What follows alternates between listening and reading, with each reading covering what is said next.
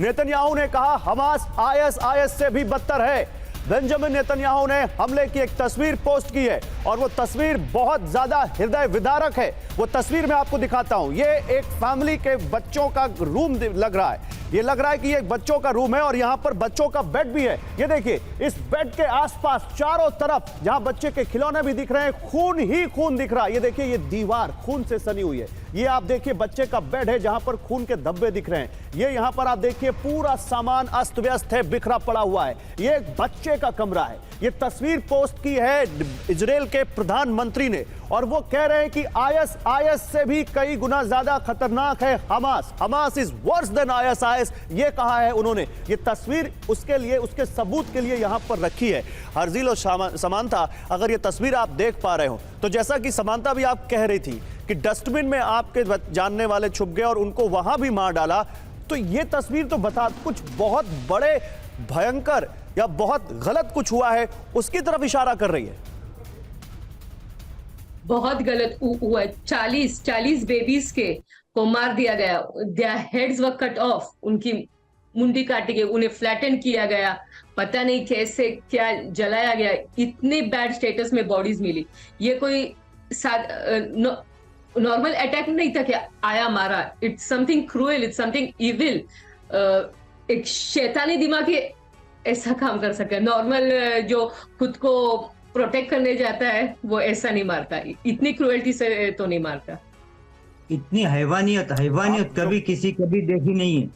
ये हैवानियत का काम करने वाले लोग कम से कम तब से तो नहीं देखे इजराइल ने इतनी हैवानियत। सुनकर रोंगटे खड़े हो रहे हैं मेरे, सुनकर रोंगटे खड़े हो रहे हैं। इन तस्वीरों को देखकर दिल, कलेजा मुंह को आ रहा है। और जो आप बता रहे हैं उससे लगता है कि जो हम जान रहे हैं उससे कई गुना ज्यादा हैवानियत वहां पर हमास ने की है। आप सच में बता नहीं सकते सर, बिल्कुल सही कह रहे हैं आप लोग मेरे साथ रहिए। मैं एक यहाँ पर ग्राफिकल रिपोर्ट अपने व्यूवर्स को दिखाना चाहता हूं और उसके लिए मुझे अपर स्टूडियो जाना पड़ेगा कि कैसे अब इजराइल की सेना इसी का बदला लेने के लिए घुस रही है गाजा पट्टी के अंदर। आइए आपको वो तस्वीरें मैं दिखाता हूं। तस्वीरें नहीं है, वो ग्राफिकल एक प्रेजेंटेशन है जो हम आपके लिए लेकर आए हैं कि कैसे अब हवाई हमलों के बाद इजराइल की सेना जमीन के रास्ते गाजा पट्टी में घुस रही है। दिखाइए पीसीआर, ये देखिए आपके सामने ये इजराइल का नक्शा आया और यहां पर आप देखिए गाजा पट्टी जहां पर अब इजराइल की सेना अंदर जा रही है। इजराइल के टैंक अंदर जा रहे हैं। कुछ इस तरह से गाजा पट्टी में इजराइल के टैंक अंदर घुसते हुए ये तस्वीरें आप ये ग्राफिकल रिपोर्ट आपके सामने। अब यहां पर लड़ाई जमीन पर आ चुकी है। अब यहां पर इजराइल के सैनिक, tank, infantry vehicle, armoured vehicle, ये सब अब गाजा पट्टी के अंदर जा रहे हैं। और जाहिर सी बात है यहां पर उनके लिए जो सबसे बड़ा टारगेट इस वक्त होगा वो होगा हॉस्टेजेस को छुड़ाना। हर्जील, क्योंकि आप इजराइल की सेना में रह चुके हैं, क्या ये जो 160 हॉस्टेजेस हैं, 160 लोग जिनको हमास ने अपने यहां बंदी बना लिया है या किडनैप किया हुआ है, उनको छुड़ाना इजराइल की सेना का या इजराइल का इस वक्त सबसे बड़ा टारगेट होगा? हाँ, पहला वो लोग काम करेंगे कि उनको छोड़ने के लिए सब कुछ करेंगे, बाद में फिर जो कुछ करना है करेंगे। लेकिन अभी से कुछ रिपोर्ट है वहां से बम आना बंद हो गए क्योंकि इजराइल ने अटैक करके उनके बम के अड्डे पूरे फोड़ दिए हैं।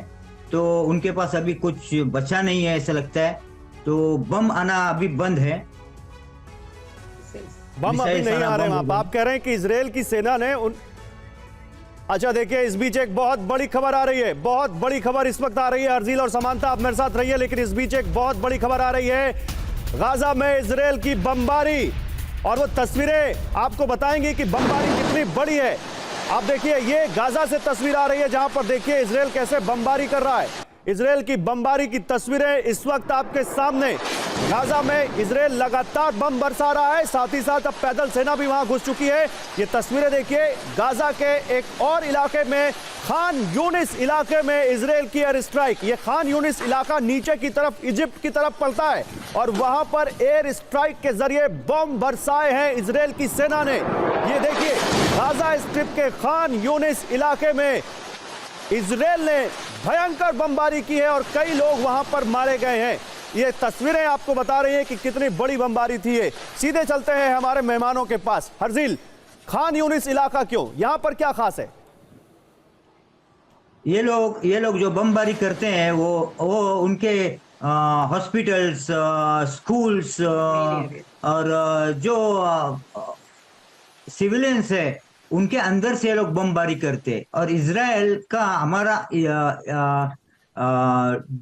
डिफेंस कर, सिर्फ इजरायली आर्मी का नाम ही क्या है, defence force, Israel defence force, सिर्फ डिफेंस के लिए हम लोग है। आज तक ऐसी एक भी न्यूज नहीं मिलेगी कि इजराइल ने बिना कुछ किए ऐसा ही बमबारी की या हमला किया। आज तक कभी ऐसा हुआ नहीं है। तो अभी तो इजराइल की सेना अंदर घुस चुकी है, तो क्या अब ये लड़ाई आर पार की होगी हमास के लोगों को? अब क्या इजराइल की सेना पूरी तरह खत्म करके ही लौटेगी? हाँ, पूरी तैयारी करेंगे कि हमास के लोग ना रहे। लेकिन समानता, हमास ने तो मुस्लिम और अरब कंट्रीज से अपील की है कि हमें मदद दीजिए, हमें रसद दीजिए, हमें खाना पानी दीजिए, हमें रिसोर्सेज दीजिए। उन लोगों से आप क्या कहना चाहेंगे? ये लोगों को हर टाइम मदद तो मिलती है, पैसा मिलता है, देशों से पैसा मिलता है, लेकिन ये पैसा उनका देश को आगे बढ़ाने के बजाय ये पैसा ये बमबारी में लगा देते हैं और हवा में उड़ा देते हैं। डेवलपिंग में डालो, स्टडीज में आगे बढ़ो, आगे बढ़ने की कोशिश करो, तो वो नहीं करेंगे। ये लोग ऐसा ही करते रहते हैं। ये पैसे देखो कहाँ जा रहे हैं। इसकी वजह है सिर्फ हमास। हमास क्या कह रही थी आप समानता? जो पैसे इन्हें मिल रहे हैं उन्हें अच्छे तरीके से यूज कीजिए, बच्चों की एजुकेशन में, उनके ग्रोथ में, सिटी डेवलपमेंट में, कॉलेजेस, ऐसा कुछ करो। पर नहीं, वो देखो बम बना रहे, बाइक्स खरीद के अटैक कर रहे इजराइल पे, यहाँ इनके पैसे जा रहे हैं। नहीं, लेकिन जो कंट्रीज हेल्प करे उनको नहीं दिख रहा है। हरजील, ये तो हम सब देख रहे हैं कि वाकई हमास ने कितना ज्यादा यहां पर हैवानियत दिखाई है। लेकिन मुझे ये बताइए हरजील, मोसाद के बारे में कहा जाता है कि वो दुनिया की सबसे खतरनाक खुफिया एजेंसी है, तो आप लोगों को पता कैसे नहीं चला कि हमास इतना बड़ा अटैक प्लान कर रहा है?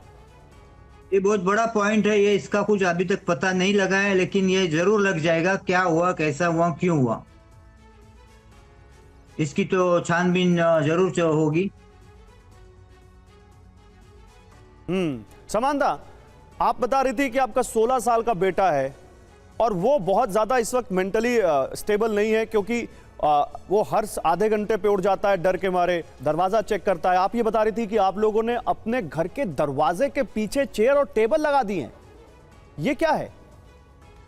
क्योंकि जब हम लोग दिमोना में थे मेरी मदर इन लॉ के पास, तो तभी तो हमारे पास फोन नहीं थे फेस्टिवल की वजह से, पर एक जो भी रास्ते से जा रहे थे बोल रहे थे सब बंद करो, अंदर चले जाओ, बिल्डिंग में जा रहे हैं टेररिस्ट। तो वो बेटा इतना डर गया था कि वो रात भर सो नहीं पाया। वो रुका तक कब सुबह होगी और हम लोग वापस हमारे घर पे आएंगे।